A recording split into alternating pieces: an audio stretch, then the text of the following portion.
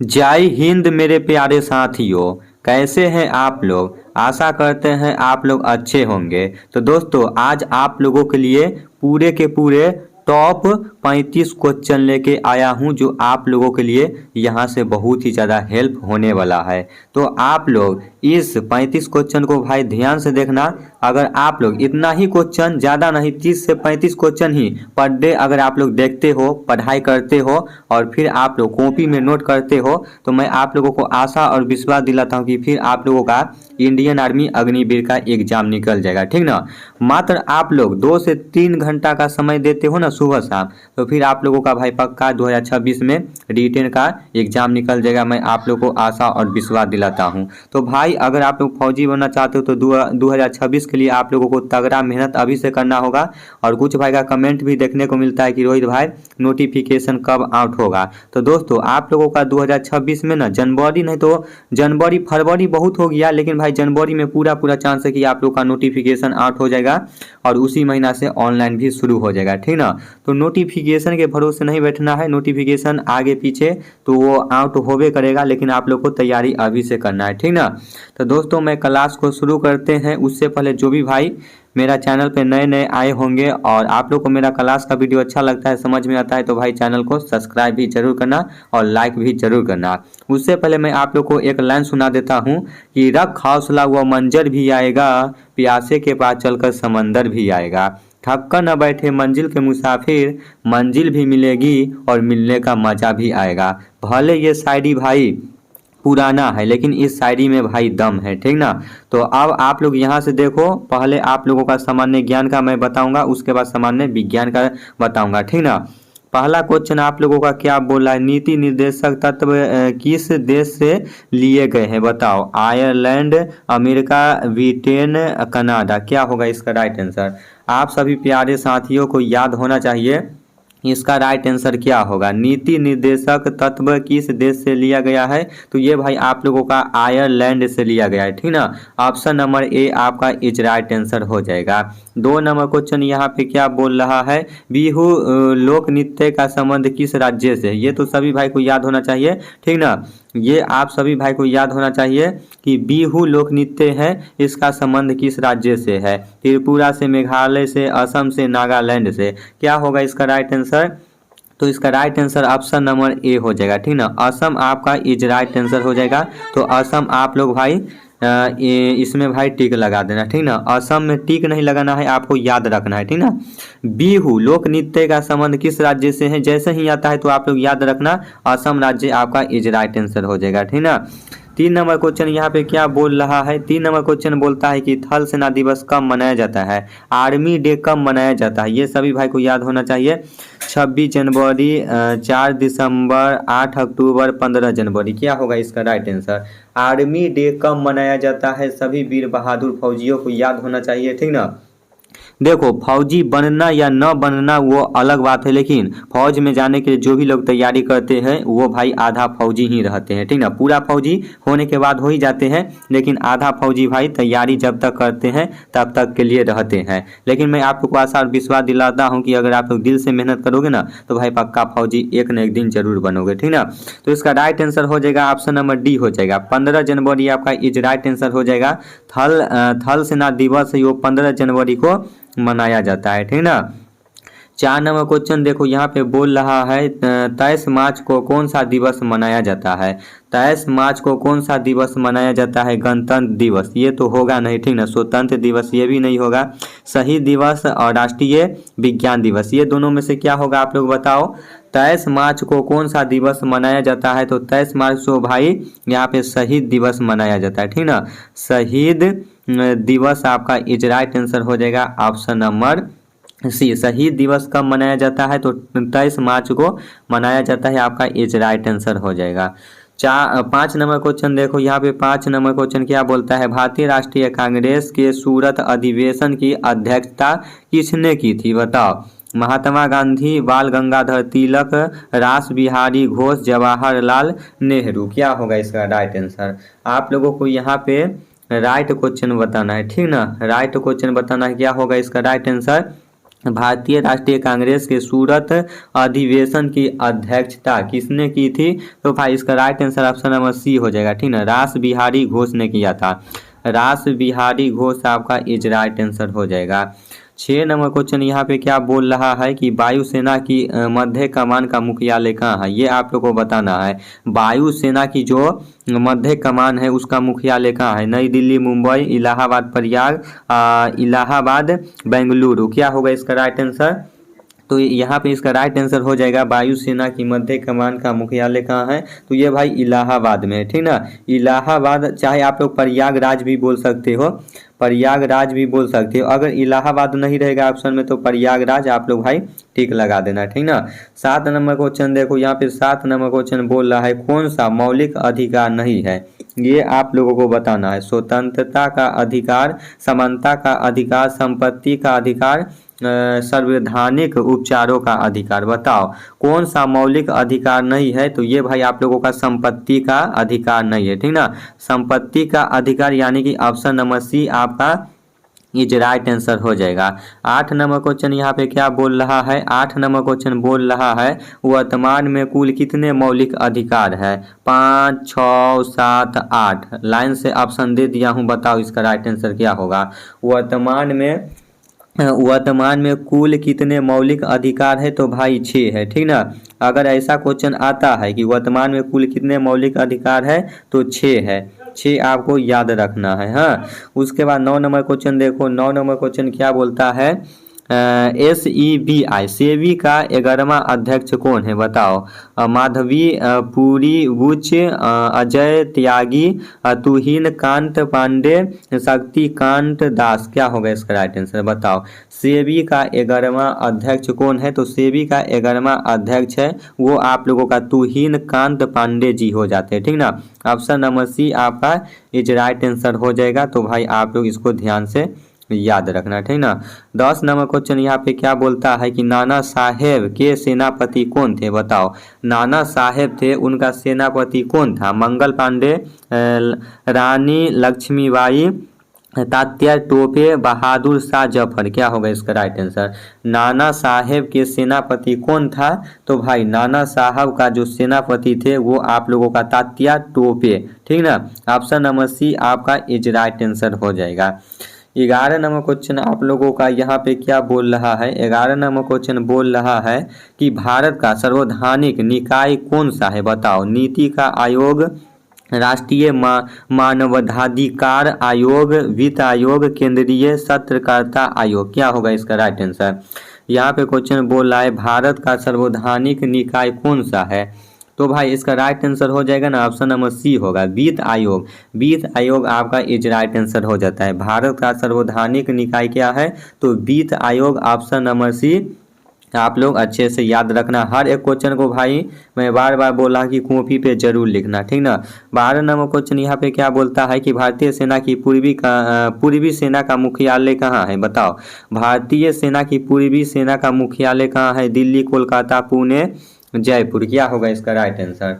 आप लोगों को यहाँ पे राइट आंसर बताना है। इसका राइट आंसर क्या होगा? बताओ। भारतीय सेना की पूर्वी सेना का मुख्यालय कहाँ है? तो ये भाई कोलकाता में है, ठीक ना। कोलकाता आपका इज राइट आंसर हो जाता है। वहीं पे फिर अगर आप लोगों को पूछ देता है कि भारतीय सेना का मुख्यालय यानी कि हेड क्वार्टर कहाँ स्थित है? तो ये भाई दिल्ली में है, ठीक ना। अगर पूर्वी सेना का मुख्यालय पूछता है तो कोलकाता बताना है, और भारतीय सेना का हेड क्वार्टर कहाँ है? तो ये आप लोगों को नई दिल्ली या दिल्ली बताना है, ठीक ना। ऑप्शन के हिसाब से अगर नई दिल्ली नहीं रहेगा तो दिल्ली में लगा देना है, और दिल्ली नहीं रहेगा तो नई दिल्ली में लगा देना है, ठीक ना। ऑप्शन नंबर बी आपका इज राइट आंसर हो जाएगा, ठीक ना। फिर वहीं पे आप लोगों का पूछ देता है भारतीय प्रादेशिक सेना टीए का स्थापना कब हुई थी? तो ये भी आप लोगों को बताना है। अभी टीए भर्ती भी चल रहा है, ठीक ना। बहुत सारे भाई दौड़ निकाले हैं और उनका एग्जाम भी जनवरी में होने वाला है, तो आप लोगों के लिए भी ये क्वेश्चन आ सकता है भाई, ठीक ना। तो आप लोग भी ध्यान देना, जो भी भाई टीए भर्ती यहाँ पे क्वालिफाई किए हो फिजिकल और आप लोग का रिटर्न होने वाला है और आप लोग वीडियो देख रहे हो, तो ये क्वेश्चन भाई याद रखना कि भारतीय प्रादेशिक सेना टीए की स्थापना कब हुई थी? तो ये भाई 1949 ईस्वी में हुआ था, ठीक ना। 1949 ईस्वी में हुआ था। आपका is right answer option number B हो जाएगा। 15 नंबर क्वेश्चन यहाँ पे क्या बोलता है, रग्बी फुटबॉल में खिलाड़ियों की संख्या कितनी होता है ठीक ना। ये आप लोग को बताना है, खिलाड़ी से रिलेटेड आप लोगों को याद रखना है कि क्रिकेट में कितना खिलाड़ी की संख्या होता है, कबड्डी में कितना होता है, हॉकी में कितना होता है। तो आप लोगों को यहाँ से एक क्वेश्चन कन्फर्म है कि देखने को मिलेगा।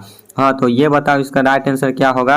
रग्बी फुटबॉल में खिलाड़ियों की संख्या कितनी होती है, 11, 14, 15, 18। क्या होगा इसका राइट आंसर। तो इसका right answer option number C होगा ठीक ना, 15 होता है। 15 आपका इज राइट आंसर हो जाएगा। 17 नंबर क्वेश्चन क्या बोल रहा है कि सबसे प्राचीन शास्त्रीय भारतीय नृत्य कौन सा है, बताओ। सबसे प्राचीन के बारे में बात हो रहा है ठीक ना।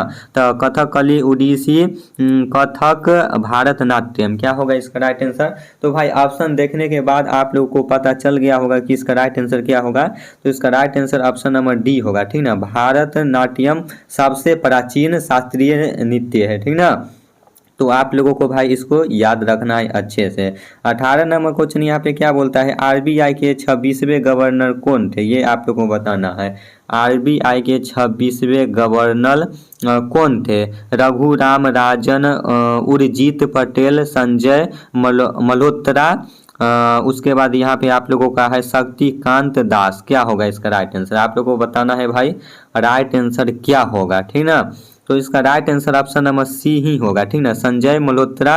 यह उत्तर नोट में है, लेकिन आरबीआई के 26वें गवर्नर उर्जित पटेल थे ठीक ना।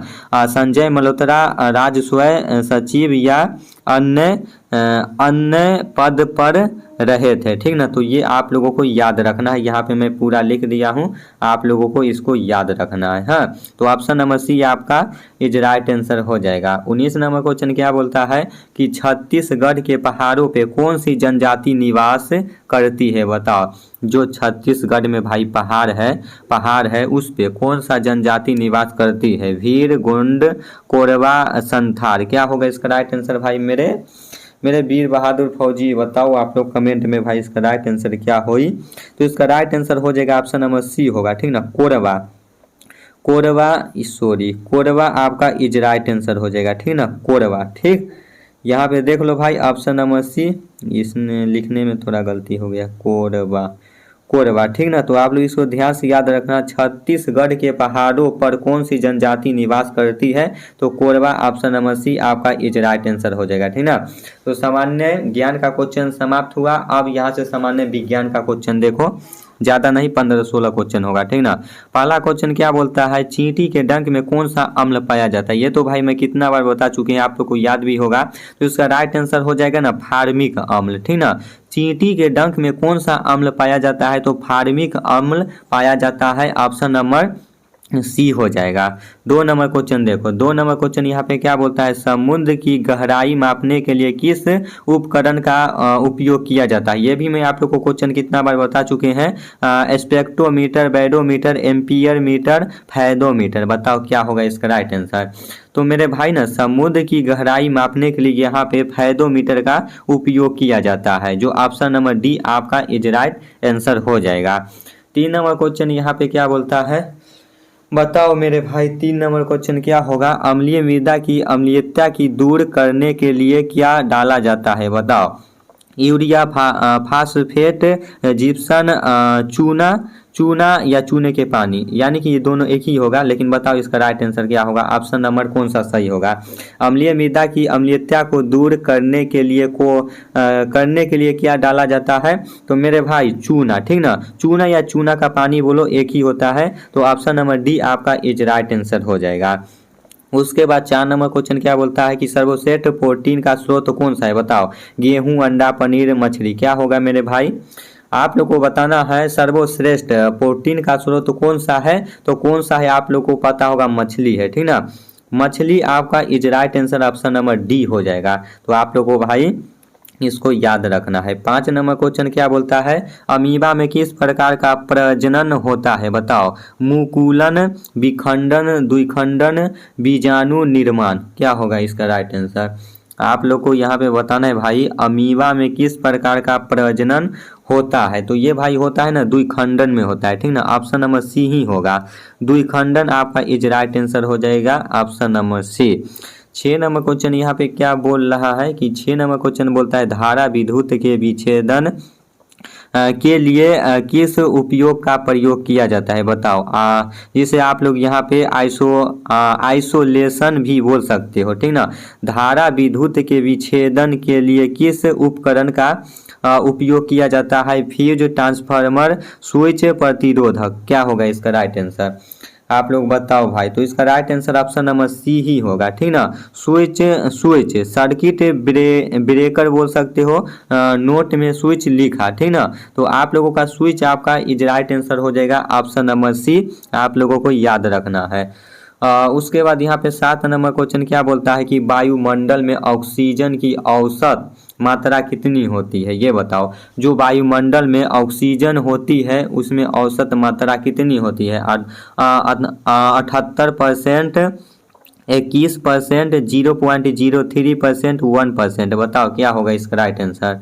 वायुमंडल में ऑक्सीजन की औसत की मात्रा कितनी होती है, तो मेरे भाई 21% होता है, ठीक ना। 21% आप लोगों को याद रखना है, ऑप्शन नंबर बी आपका इज राइट आंसर हो जाएगा, ठीक ना। उसके बाद 8 नंबर क्वेश्चन देखो यहाँ पे क्या बोला है। मृत जंतुओं को विघटित अपघटित करता है, बताओ। उत्पादक, प्राथमिक उपभोक्ता, द्वितीयक उपभोक्ता, अपघटक। क्या होगा इसका राइट आंसर। यहाँ पे क्वेश्चन भाई ध्यान से देखो, फिर आप लोग भाई आंसर बताना कि मृत जंतुओं को विघटित अपघटित करता है, कौन करता है, तो भाई अपघटक करता है, ठीक ना। ऑप्शन नंबर डी आपका इज राइट आंसर हो जाएगा। 9 नंबर क्वेश्चन यहाँ पे क्या बोलता है कि निम्नलिखित में से किसका दबाने पर आयतन बदलता है, बताओ। यहाँ पे पत्थर, लकड़ी, मिट्टी, बर्फ या ठोस। यहाँ पे ये पूरा लिखा हुआ है, तो बताओ इसका राइट आंसर क्या होगा। यहाँ पे क्वेश्चन पूछ रहा है कि निम्नलिखित में से किसका दबाने पर आयतन बदलता है, ठीक ना। तो आप लोगों का राइट आंसर हो जाएगा ना, ऑप्शन नंबर डी होगा, बर्फ होगा। ठोसों में से बर्फ का गलनांक कम होने के कारण यह तापमान के बदलाव में आयतन में परिवर्तन प्रदर्शित कर सकता है, इसीलिए बर्फ आपका इज राइट आंसर हो जाएगा, ठीक ना। 10 नंबर क्वेश्चन देखो यहाँ पे क्या होगा। माइकोलॉजी के अंतर्गत किसका अध्ययन किया जाता है। शैवाल, जीवाणु, विषाणु, कवक। क्या होगा इसका राइट आंसर।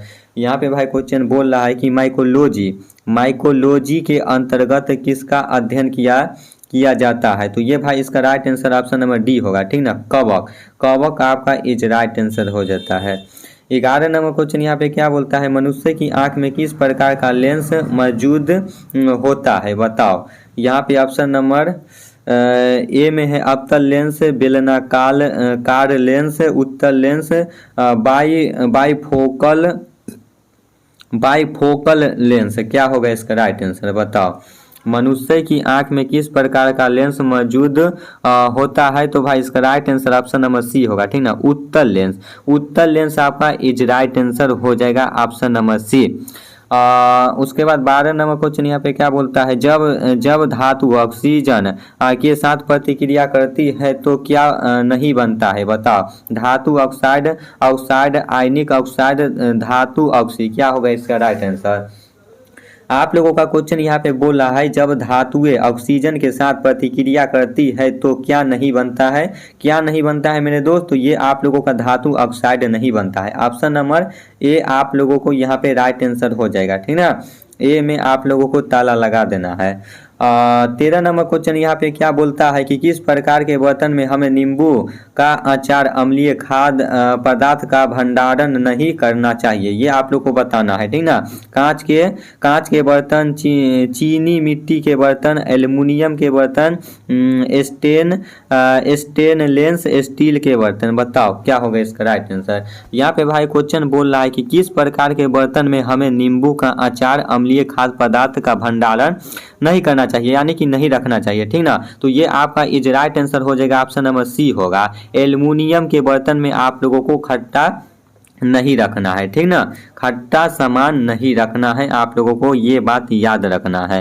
हाँ, लास्ट क्वेश्चन है आप लोगों का 14 नंबर। सरल लोलक की गति किस प्रकार की होती है, बताओ। सरल रेखीय गति, घूर्णन गति, अनियमित गति, आवर्त गति, क्या होगा इसका राइट आंसर। तो मेरे भाई इसका राइट आंसर हो जाएगा ना ऑप्शन नंबर डी ही होगा, आवर्त गति आपका इज राइट आंसर हो जाता है। तो बताओ भाई 35 में से 34 से होगा, तो 34 में से कितना क्वेश्चन आप लोगों का सही हुआ है। जो भी भाई का 34 में से कम अगर 25-26 क्वेश्चन सही हो रहा है तो वो भाई का पक्का एग्जाम निकल जाएगा, ठीक ना।